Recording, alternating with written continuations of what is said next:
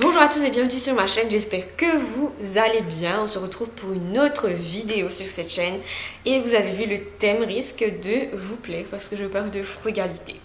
Le mot frugalité est un mot que je n'ai pas beaucoup abordé sur ma chaîne en tant que tel, sauf que je parle de frugalité sans cesse dans mes vidéos et vous allez comprendre pourquoi. Si on regarde la définition de la frugalité, on voit qu'il y a plusieurs choses dont j'ai déjà parlé. C'est déjà réduire les biens matériels, donc minimalisme. Moins gaspiller, encore une fois minimalisme, et faire des économies. C'est aussi vivre de manière plus intentionnelle. Je n'arrête pas de parler de ça à travers différentes vidéos sur ma chaîne. Vivre de manière plus intentionnelle, c'est faire des choix conscients avant que la société et les autres gens fassent ces choix-là à notre place.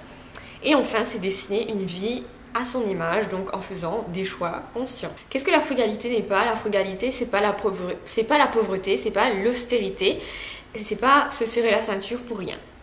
En fait, il y a une grosse différence entre les gens qui se privent et les gens qui vivent de manière frugale.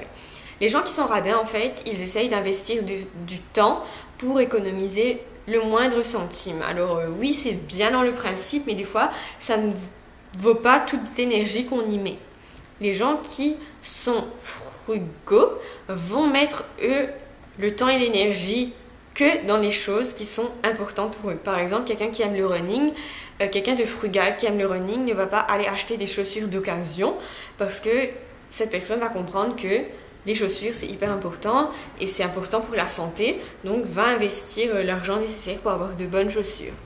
Les gens radins ont souvent peur de dépenser leur argent et ils passent le moindre temps à essayer de récupérer et à gratter le moindre centime. Les gens frugaux vont orienter l'argent qu'ils économisent dans leurs projets et leurs rêves.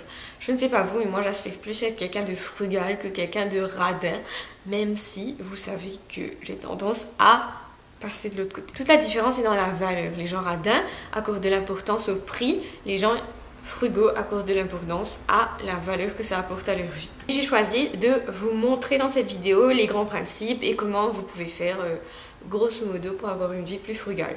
Donc le premier principe de la frugalité, c'est déjà de moins acheter et du coup de moins dépenser et de moins jeter.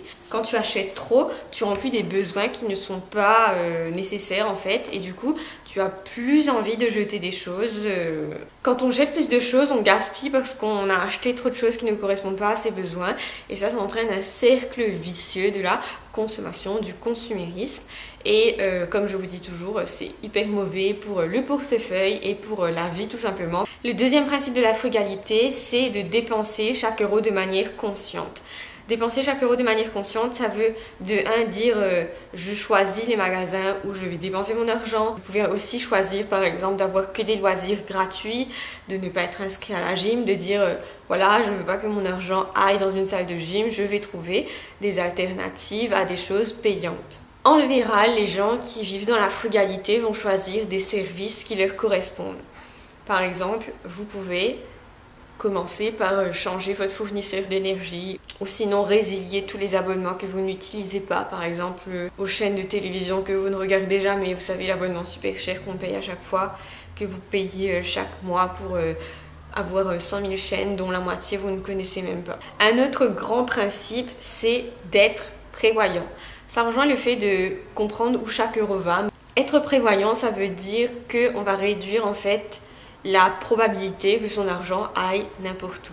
Par exemple, vous allez régler vos factures à temps pour ne pas avoir d'amende, ou vous allez planifier les dépenses des vacances pour que vous n'ayez pas d'excédent malencontreux. Et enfin, le dernier principe, c'est d'optimiser les choses avec lesquelles on vit. Donc déjà d'acheter des choses qui nous apportent vraiment une valeur ajoutée, qui soit fonctionnelle, qui soit optimisée pour notre usage et non pas un objet que tout le monde est en train d'utiliser et que parce que c'est à la mode ou c'est soi-disant utile, on l'a ramené chez nous et au final on voit que ça n'a pas de place chez nous et ça n'a pas la même fonction chez nous. Si vous voulez un bel exemple de frugalité, je vous conseille vraiment d'aller voir le blog de Mr Money Moustache que je vous mettrai en bas en lien de cette vidéo.